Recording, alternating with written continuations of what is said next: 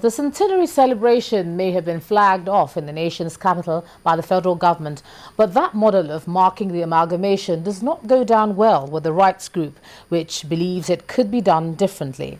The Nigeria People's Centenary Group today in Lagos explained their own plans to hold a centenary summit in the second quarter of this year to mark 100 years of amalgamation.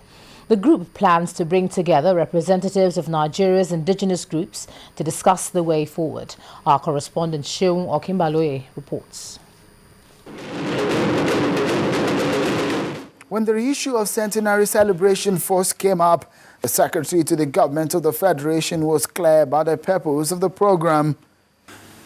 Actually, is a proposal for us to celebrate the foundation of our nation, the basis for which we have coexisted, the need for us to strengthen the ties of our existence, and indeed consolidate the unity of the country.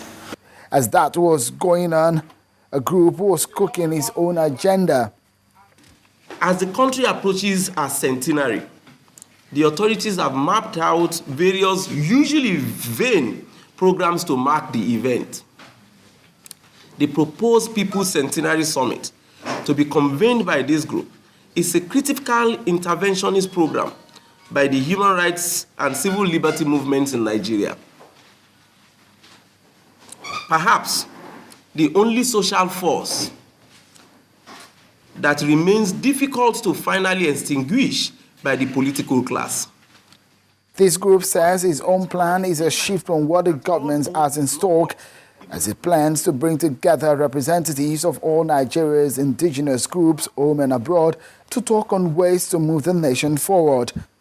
One of such steps is to bring together all stakeholders in the Nigerian dream for a critical assessment of the state of affairs, which would lead to possible international consensus on the practical steps needed to save Nigeria from a political explosion. The Nigeria's People's Centenary Group, with its Centenary Summit planned, wants to engage Nigerians in constructive discourse. But what is definitely more important to Nigerians at large is how either the government's plans or these groups will guarantee everyone a good future. Sheung Okimbaloye reporting for Channels Television News.